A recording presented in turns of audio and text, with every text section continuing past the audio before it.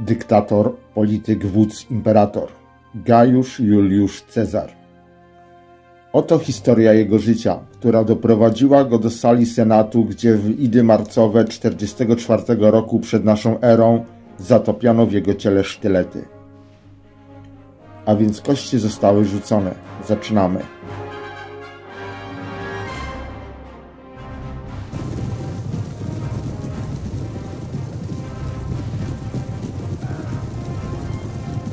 W Rzymie trwa wojna domowa. Lucius Cornelius Sulla, konsul, polityk i wódz, wkracza do Wilczego Miasta.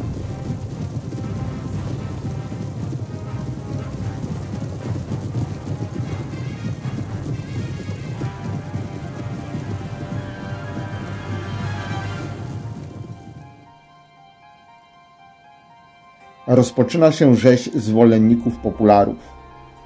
Sulla był przedstawicielem optymatów. Ugrupowanie to skupiało członków bogatych rodów senatorskich, które przeciwstawiały się próbom demokratyzacji ustroju, zwalczając popularów. Juliusz Cezar był zięciem Luciusza Cynny, przywódcy popularów. Ze względu na młody wiek Sulla nie widzi zagrożenia ze strony młodego polityka. Nie umieszcza go na swojej liście śmierci, lecz każe mu rozwieść się z córką Cynny, Kornelią.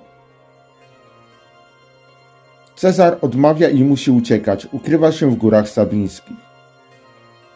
Nie wraca do Rzymu, wyjeżdża do Azji Mniejszej i bierze udział w oblężeniu miasta Mitylena na wyspie Lesbos.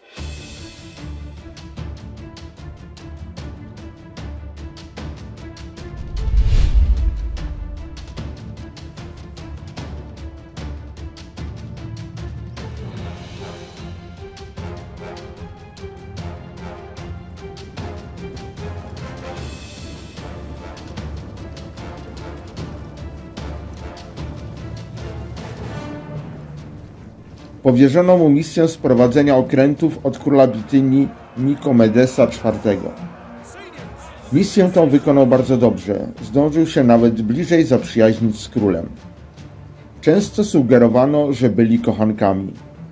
Podejrzenia te wykorzystywali często jego przeciwnicy polityczni. W 79 roku przed naszą erą Sulla zrezygnował z dyktatury i w rok później umarł. Jego śmierć rozpoczęła nowy okres walki o władzę. Ambitny Cezar postanowił najpierw zdobyć popularność, która otworzy mu drogę do kariery politycznej. Ćwiczy swoje zdolności krasomówcze oraz zajmuje się prawem. W 75 roku przed naszą erą Juliusz Cezar udaje się na Rodos.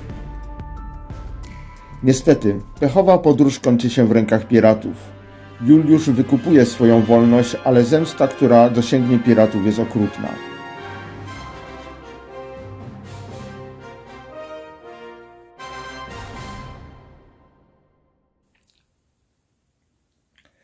W 74 roku przed naszą erą Pont atakuje Bitynię. Cezar udaje się w ten rejon walk, koncentruje armię rzymską i w kilku bitwach powstrzymuje Pont.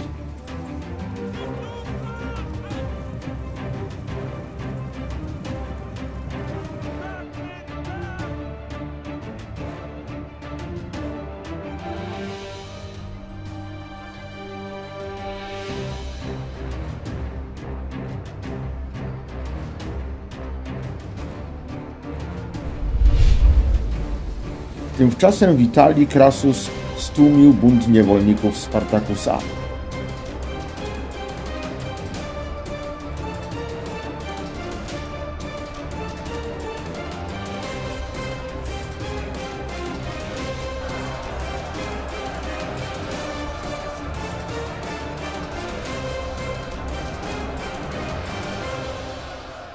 Cezar w 68 roku przed naszą erą zostaje kwestorem w Hiszpanii Dalszej, co umożliwia mu zasiadanie w Senacie.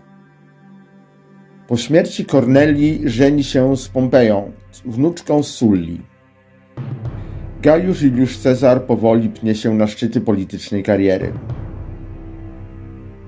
W 63 roku przed naszą erą Nawiązuje się spisek Katyliny. To próba przejęcia władzy w Rzymie. Cezar jest podejrzany o branie udziału w spisku. W Senacie Cezar próbuje skazać spiskowców na banicję, lecz przemowa Cycerona i Katona doprowadza do skazania ich na śmierć. Cezar nie staje w ich obronie, wie, że uśmiercenie zamachowców oczyści go z zarzutów. 2 lata później Cezar podejmuje wyprawę zbrojną przeciw plemionom górskim w Hiszpanii. Po zwycięstwie nad tymi plemionami został uznany za imperatora. Daje mu to prawo do triumfu w Rzymie. Lecz Cezar ubiega się o urząd konsula na rok 59 przed naszą erą. Przeciwnicy polityczni Cyceron i Katon zmuszają go do rezygnacji z triumfu. W 60 roku przed naszą erą zostaje zawarty pierwszy triumvirat. Tajne porozumienie z konsulem Gajuszem Pompejuszem i Markiem Liciniuszem Crassusem, dzięki czemu Gajusz Juliusz Cezar został wybrany konsulem na rok 59 przed naszą erą. Jednocześnie Cezar oddaje swoją córkę Julię Pompejuszowi za żonę. Cezara uwielbia lud Rzymu. Pompejusz był wielkim wodzem, a Crassus najbogatszym Rzymianinem. Nikt nie mógł przeciwstawić się triumviratowi. Konsul Cezar potrzebuje pieniędzy na dalszą działalność polityczną. Zostaje namiestnikiem Galii Przedalpejskiej i Galii Narbońskiej. Wyrusza przeciw Helwetom, których pokonuje. Następnie walczy u stóp Wogezów z Germanami.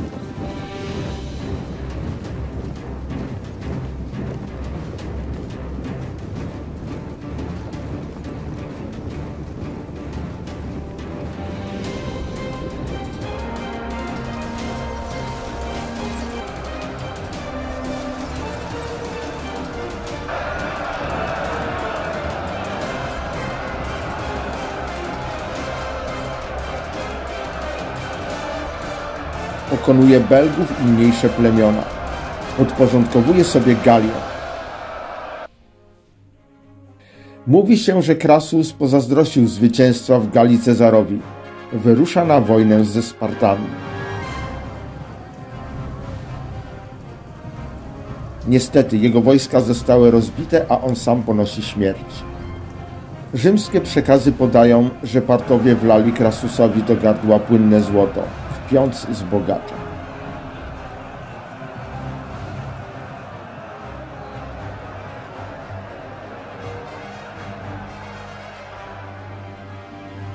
W 52 roku przed naszą erą w Galii wódz Arwarów Vercingetorix podnosi bunt przeciwko dominacji Rzymu nad Galią. Galowie odcinają armię Cezara od dostaw z Rzymu. Palą na ich drodze wszystkie wioski.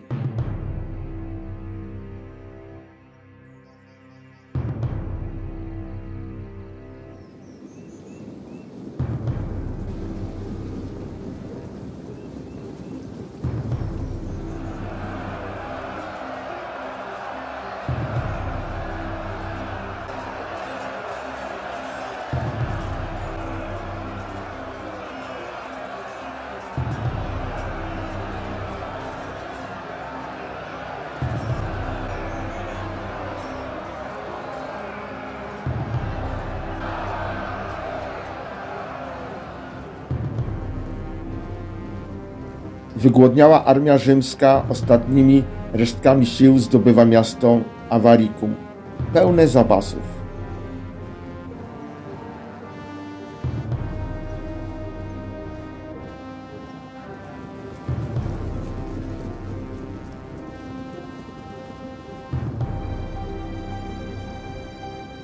Cezar próbuje zdobyć jeszcze Gergowię, lecz ponosi klęskę.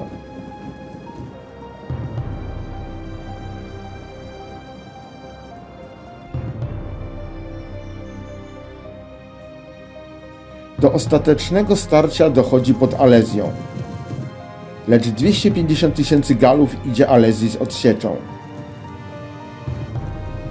Cezar musi wybudować podwójny mur, osłaniający go od obrońców Alezji i posiłków galijskich. Brak koordynacji między wodzami Galów powoduje, że nie wykorzystują przewagi liczebnej i wycofują się. Alezja kapituluje.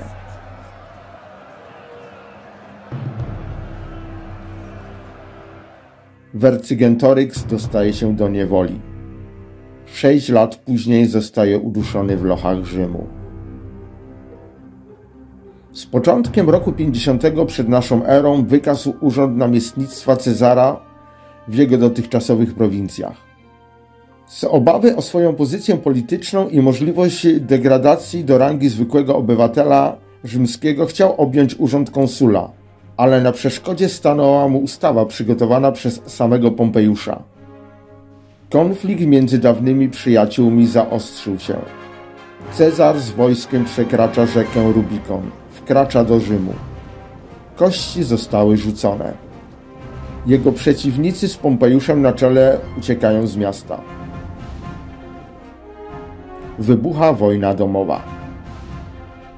Nie mając dość sił do przeciwstawienia się legionom Cezara w Italii, Pompejusz przedostaje się do Grecji. Kulminacyjnym punktem będzie bitwa pod Farsalos, gdzie Cezar pokonuje Pompejusz, zmuszając go do ucieczki do Egiptu.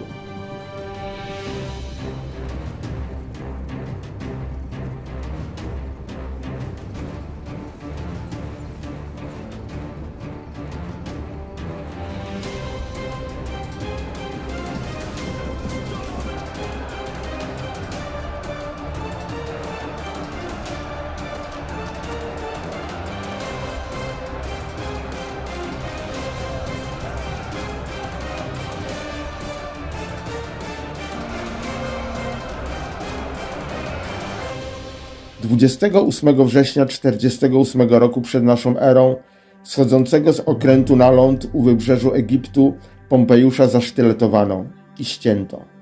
Cezar w pogoni za Pompejuszem dociera do Egiptu. W Aleksandrii młody egipski władca Ptolemeusz XIII wręcza Cezarowi głowę Pompejusza. Rzymianin nie jest zadowolony z takiego prezentu. W Egipcie rodzeństwo Kleopatra i Ptolemeusz toczą walkę o tron. Cezar opowiada się za młodą i piękną Kleopatrą. Przy pomocy Cezara Kleopatra uzyskała niepodzielnie egipską koronę po krótkiej wojnie aleksandryjskiej, zakończonej w roku 47 przed naszą erą. Ptolemeusz XIII traci życie.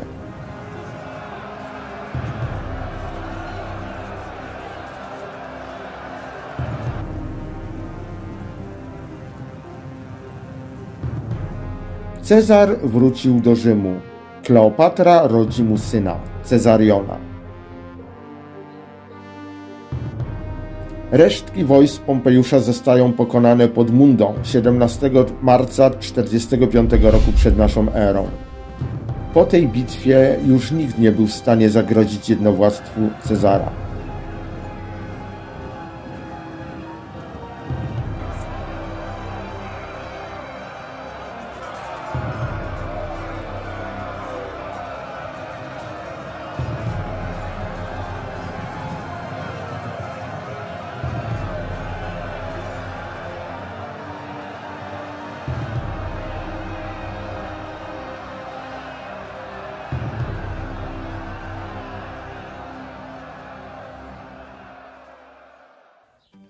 Czternastego lutego 44 roku przed naszą erą Senat obwołał Cezara dyktatorem wieczystym. 15 marca Gajusz Juliusz Cezar udał się do Senatu. Tu otoczyli go spiskowcy. Błysnęły sztylety. Cezar otrzymał 23 ciosy, które doprowadziły do jego śmierci.